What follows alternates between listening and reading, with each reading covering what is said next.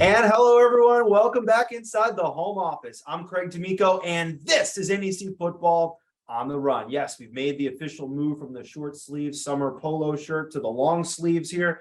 And we've also loaded up this week's show for you. We have 3 conference games to get into. We have 3 stars of the week. We have a very special guest interview. We have stats to chat about. And of course, we'll look ahead to what's coming up on tap this weekend, including a preview of this weekend's big ESPN3 broadcast. But first, let's take you back through the week that was with our top headlines. We start with the Pick Six. We start with our ESPN3 game of the week, the Stonehill Skyhawks making their debut in NEC play against the Duquesne Dukes on a rainy Saturday afternoon at WB Mason Stadium in Easton, Massachusetts. And it's interesting how the schedule worked out. Like in the NFL, the Houston Texans, their first game in franchise history was against the Dallas Cowboys. The Cleveland Browns, their first game back in '99 was against the Pittsburgh Steelers. You have a matchup with a program steeped in history and tradition against the new kids on the block. And that's exactly what we had here. Stonehill 2-0, albeit against a pair of D2 teams, having their first true conference test against a Duquesne team that has won at least a share of 5 out of the last 11 NEC titles. After Stonehill scored on a Perry Shelbred 32-yard field goal on their very first NEC offensive series, Duquesne answered with a Brian Brusdowitz 24-yarder, and then the Dukes recovered a short kick, leading to Darius Parentis an 8-yard touchdown pass to Abdul Jenna to give Duquesne the 10-3 advantage after 1. 5 minutes into quarter 2, Skyhawks quarterback Asher Karaha reads the defense perfectly. Chef's kiss. He pulls the football back, holds on to it himself, and goes to the right, romps 30 yards to the end zone for the game-tying touchdown. Then in the final minutes of the half, Karaha was intercepted by Ryan Webb, leading to just a few plays later, Joe Mishler with a heck of a throw to Jenna for a 26-yard touchdown to put Duquesne on top at intermission, 17-10. Stonehill once again pulled even in the third quarter. Karaha goes up the middle and finds Will Diamantis from 8 yards out, his first career score, and the game is tied 17-all. Duquesne then tried to take the air out of the place, going slow and methodical. An 18-play, 65-yard, 7.5-minute drive that took up over half of the third quarter, but they were stopped in the red zone. They weren't able to get in for 6. They were forced to settle for a 28-yard field goal to go back up, albeit only by 3. 2 plays into the fourth quarter, the play of the game. From midfield, Karaha fakes the handoff to Jermaine Corbett and then goes deep down the near sideline and finds Corbett, who never stopped running, a 50-yard touchdown, and the Skyhawks are soaring into the lead 24-20. Stonehill's defense after that would go on lockdown, a pair of acrobatic interceptions. First, Kevin Porch tipping it to himself, and then with the Dukes backed up in the shadow of their own goalposts, looking for a last chance power drive in the final moments, Anthony LaMonica lunges out for the dagger, and the Stonehill Skyhawks, they're 3-0 for the first time since 2015 in a perfect batting 1,000, 1-0 in conference play. They down Duquesne 24-20. The Skyhawks are one of 9 unbeaten FCS teams remaining through week 5. Jermaine Corbett piled up 193 all-purpose yards and scored the game-winning 50-yard touchdown reception in the fourth quarter. Karaha went 12 for 18, 149 yards, and 2 passing touchdowns to go with 1 rushing score. And for the Dukes, Billy Lucas ran for 88 yards on the ground, and Jenna caught touchdowns from both of Duquesne's quarterbacks. The Dukes fall to 1-4 and 0-1 in league play. They will play Merrimack in the game of the week coming up this weekend, and we'll have more on Stonehill's statement win coming up later in the show. Elsewhere in the Commonwealth of Massachusetts, it was homecoming at Duquesne Stadium in North Andover as the Merrimack Warriors hosted the LIU Sharks in the league opener for each team. Now, remember last week, LIU was down 28-13 to Bryant. They battled back. They grabbed the lead in the final minute, only to be beaten at the buzzer. Well, this week, they got off to a fast start with plenty of fireworks in quarter 2. With the game tied at 3, Derek Green found Tosin Oyekanme over the middle, wide open, untouched, into the end zone for a 15-yard score. Then the Warriors, they answered right back. Gavin McCusker went deep and hit a home run into Ja'Cory Carter. Talk about wide open, 64 yards to square things back up. But the Sharks, they were circling the waters on the afternoon from their own 14. Pat Bowen puts on a couple moves and then runs right out of the camera shot, 86 yards to the house to give LIU the lead. They would add a field goal on top of it to go up 10 at the half. And then right out of the half, Michael Coney connected again. So a little bit of a role reversal from that game last week. It was the Sharks this time in the driver's seat with a 23-10 lead going into the fourth quarter. On the first play of the fourth quarter, a little play action fake. McCusker to Hayden Fisher, 18-yard touchdown to get the Warriors back within a score. Under 6 minutes to go. Merrimack takes over in LIU territory after forcing a 3-and-out with LIU backed up. They get a strong run of 21 yards on a 2nd and 5 by Victor Dawson to set up 1st and goal at the 4. And then on the very next play, they feed it right back to Dawson, and he finishes off what he started. 4 yards to the end zone, extra point good. Merrimack back from 2 scores down to start the fourth. They're now in the lead. The Sharks in danger of seeing a win, slipping away from their fins in the final moments, but they would have a chance. It's 3rd and 14 now. Here we go. Pressure coming, and Derek Green gets rid of the football. Somehow this is called a fumble on the field, recovered by Merrimack. Merrimack runs out the clock, and they survive the Sharks 24-23. Dawson carried the ball 26 times for 110 yards and a touchdown, and Carter went over 100 yards, including the 64-yard touchdown play. Headline number 3, after 4 straight road games to start the season, the St. Francis Red Flash were finally back in their comfy confines at home at DeGaulle Field to take on the Central Connecticut State Blue Devils in our 3rd conference game of the weekend. SFU already up 5-0 after 1. Yes, 5-0 after 1. And they broke it open with back-to-back touchdowns in the second. Cole Doyle, 29-yard touchdown pass to Mekhi Jackson. 4th straight game for Jackson with a touchdown. He's the NEC leader in receptions, yards, and is tied for the lead in receiving touchdowns. Then on SFU's next series, they march 74 yards, and Lavelle Armstead runs it in from 1 yard out to give the Flash a 19-0 lead. With 1:09 left in the first half, Central's LaQual Washington intercepts Doyle and runs it back 47 yards for a pick-6 TD to get the Blue Devils on the board. But after the teams traded touchdowns in the third, St. Francis would put it away for good. 2 more scores coming in the fourth quarter. Doyle, 6 yards to Elijah Surratt, and Jordan Jackson running it in from 7 yards out. St. Francis, they go to 2-0 in league play for a 4th straight season with a 39-13 win over the Blue Devils. St. Francis wins their 3rd straight game, all 3 wins coming by at least 19 points. The 3-game win streak is their longest since 2016. Headline number 4, coming off their comeback win last week against Dartmouth, the Sacred Heart Pioneers were back at home to welcome in Norfolk State. With the game tied at 14, the Pioneers unloaded 17 unanswered points. A Sam Renzi 34-yard field goal right at the end of the half to take the lead into the locker room. A Malik Grant 1-yard touchdown run in the 3rd quarter, and a Robert O'Donnell interception return touchdown from 5 yards out on a botched punt attempt. Sacred Heart extends their home win streak. They've now won 12 in a row at Campus Field as they knock off Norfolk State 31-14. Marquez McCray, our guest last week here on the show, threw for 176 yards and a touchdown. He also ran for a score. Malik Grant had the 3-touchdown game last week. This week, 24 carries for 132 yards and the touchdown. So again, 23 points for the Pioneers, their first 3 games of the season, but 69 points for Sacred Heart in their last 2. I'm not sure they want a bye week because it seems like they finally figured out this offense thing. They definitely have the scoring touch, but they are going to get a bye week. They're off this week. They'll be back at it on October 15th against undefeated Stonehill. And finally, a peek at the NEC standings. They have SFU atop the pack, 2-0 in NEC play.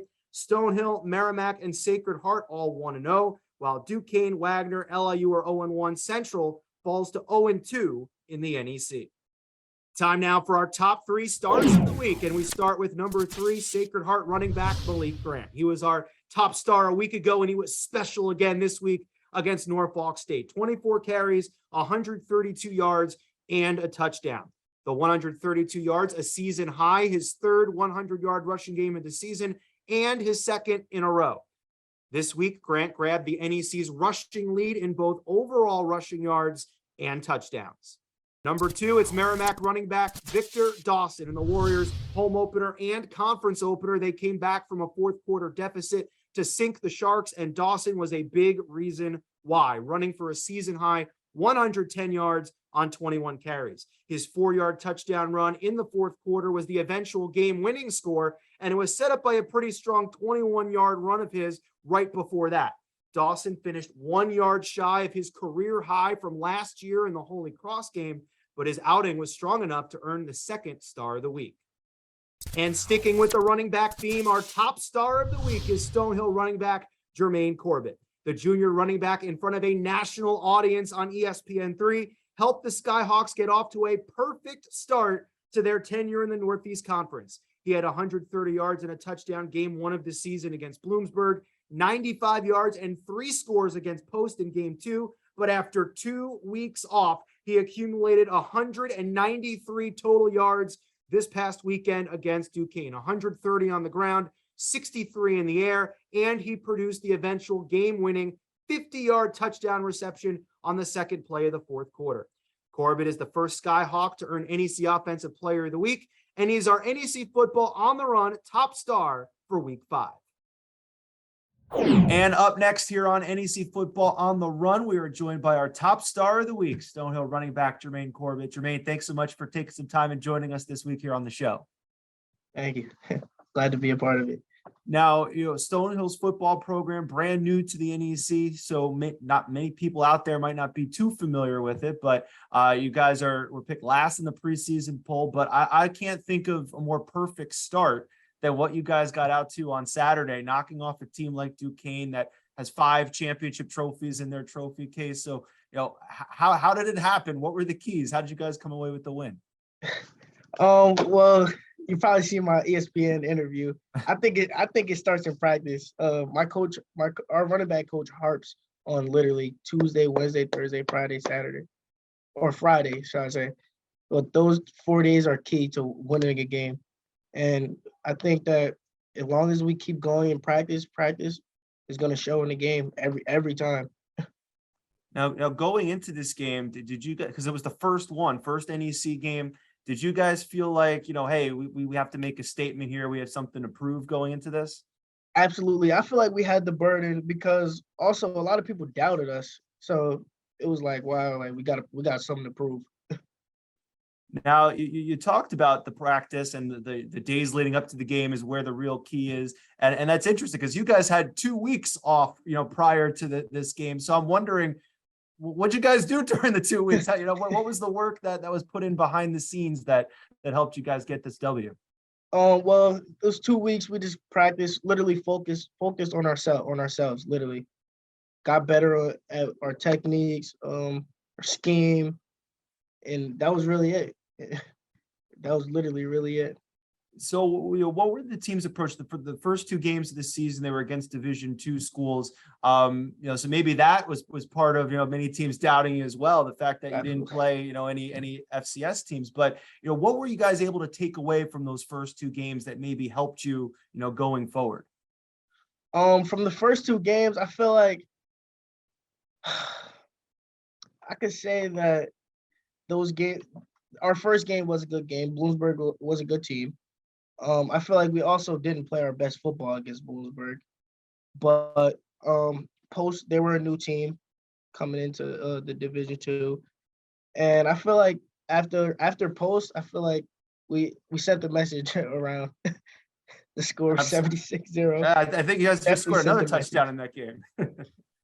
Now let's go to this past game against Duquesne. You caught a touchdown pass that was really the key in the game. So what did you see there? It looked like they faked it to you and you just kept running until they caught up to you. So what did you see on that play? Well, I see as I got the fake, I seen that the linebacker was screaming at me. screaming at me. His angle wasn't so good, so I literally just kept running. And our quarter, Asher Karaha, just threw it over the top, landed in my hands, and just kept running. I saw once he got to the end zone and celebrated, one of the Duquesne players tapped you on the helmet, said that. Do you remember what he said, or were you just too busy celebrating the moment? I don't really remember, but he looked at me and just smiled. I was like, all right. Yeah, no, you got him. That's right. That's all you could do. What was the vibe like on campus? First NEC win in front of the home crowd, 3-0 to start the season. Could you guys feel the buzz? Definitely. Our fans started to feel us more. They were like, okay, Stonehill's going to be very good. After tailgates were just fun, just living, having fun, worried about the next. Your quarterback, Asher Karaha, he's a young quarterback, but just watching in the especially the fourth quarter, key moments of that game, he seems so composed and poised and held together for a young quarterback. What was he like in the huddle leading the offense? I think he's very calm. He plays very calm. He doesn't stress, doesn't overdo anything. And I think that's the key. Once you start overdoing and stressing, that's where bad things start to happen. Now you guys are off this week, so 3 and 4 weeks. You guys take more vacations than I do, but but after that, things really get down to business because you get the 2-time champs, Sacred Heart, right after that. So what's next for the Skyhawks going forward? What are some of the goals? How far can you guys go this season? We're trying to go all the way. We're trying to go all the way. I mean, we know we can't go to playoffs, but it's still a conference title to be won. So absolutely, we're definitely going to try to get that. I don't know how anybody can doubt you guys now after what you guys just did. Anything's possible. So it's going to be great to see going down the stretch. We're going to get you out here with some rapid fire questions. So first thing that comes to your mind. Okay, Jermaine? Perfect. All right. What's your favorite pregame meal? Either the morning of a game or the night before a game? Night before a game, I like to go Chipotle. I'm a big Chipotle guy. That's definitely an excellent choice. Who's your favorite player to watch play, either currently playing or it could be someone from the past? Currently, Saquon. From the past, I could definitely say like a Marshawn Lynch or maybe even Adrian Peterson. Okay. Now, we know Stonehill scored a lot of points this year, a lot of touchdowns. So this is kind of like a trivia question. Do you remember who scored Stonehill's first touchdown of the season? Back against this Bloomsburg. Season? Yep. Was it me? It was you. 9-yard touchdown run in the second quarter. You got it. Definitely. Now, we just mentioned vacations. If you could actually go on a vacation during any of these off weeks, anywhere in the world, where would you travel to? Where's the dream spot? Probably Hawaii. Definitely Hawaii. Duquesne just came back from Hawaii. They played a game there the other week. And finally, this is a question just for me. I haven't been to Stonehill. Hopefully I'm headed up there real soon, but where's the go-to place to eat that's either on campus or close to campus? Where's the best food if I head up there? On campus, I can definitely say it's a cafe. It's called Gigi's Cafe. It's pretty good. It's in our new business building. Off campus, you could probably go Little Sammy's or Giorgio's. Two very good restaurants. I'm definitely taking notes, and hopefully a lot of people that are going to come out and see the Skyhawks over these next couple weeks, hopefully they take notes as well, because obviously getting fueled up is very important. Jermaine, thank you so much for joining us here today, and best of luck to you and the Skyhawks the rest of the season. Thank you. I appreciate it. He's Jermaine Corbett, our top star and this week's guest here on NEC Football on the Run. A lot of great plays from this past week. Time to recap them all. Here's our own Kyle Turner for this week's NEC Super 7. Kyle Turner for NECFrontRow.com here to bring you the NEC Football Super 7 countdown presented by Geico. Time to take a look at the top 7 plays from Week 5 in NEC FB. We kick things off at number 7. Stonehill freshman quarterback Asher Karaha fakes the handoff and also fakes out the whole Duquesne defense, going 30 yards for the touchdown. On the play fake, Karaha, look at the room, to the 20, to the 10, touchdown. Little zone read, 30 yards for Karaha. Number 6, Merrimack's Jakari Carter splits the LIU zone and makes an over-the-shoulder grab on this Gavin McCusker dime, then takes it 64 yards to the house in the Warriors' comeback victory. Got Carter wide open. It's a home run ball to Corey Carter to the end zone. 10-9. The bomb from McCusker to Carter. Number 5. Central Connecticut's Eric Surratt makes a brilliant over-the-shoulder grab of Sean Mitchell's pass for a 43-yard gain. Play for, actually, there's a ball thrown, and it's caught! Wow. Mitchell airs it out, and the splash play, longest play of the game by far. Coming in at number 4. NEC Rookie of the Week Stonehill's Asher Karaha hits the NEC Offensive Player of the Week Jermaine Corbett in stride for this 50-yard touchdown that gave Stonehill the lead for good against Duquesne. Corbett for the touchdown. It goes for 50 yards, and Stonehill jumps on top, 23-20. Number 3. St. Francis U freshman phenom Mekhi Jackson catches his 5th TD of the season in style, slipping 6 would-be tacklers in the Red Flash's 39-13 win. Fires underneath. Mekhi, slot receiver, keeps his balance. It's on a 10-5. Touchdown, Johnson! Jackson with the score, and SFU finds the end zone. Number 2. Stonehill's Anthony LaMonica seals the deal late with this diving interception to give Stonehill a win over Duquesne in its NEC debut. In the backfield. Parantas in his own end zone. Fires over the middle, and it's intercepted by LaMonica. A diving pick at the Duquesne 17, and that's going to do it. With 1:21 to go, Stonehill celebrates along the near sideline. And our top play of the week comes from LIU's Pat Bowen, who cuts it back, then turns on the Jets, racing 86 yards for the longest rushing touchdown in the NEC this season. If anybody can catch him, he's gone. Bowen with a huge gain and touchdown, 86 yards to the house. Well, folks, there you have it. That is your NEC Football Super 7 from Week 5 presented by Geico. Fans, don't forget, if you see a great play, let us know on Twitter at NEC Sports or at NEC Football. For NECFrontRow.com, I'm Kyle Turner. Enjoy Week 6 of NEC FB, and I'll see you again next week.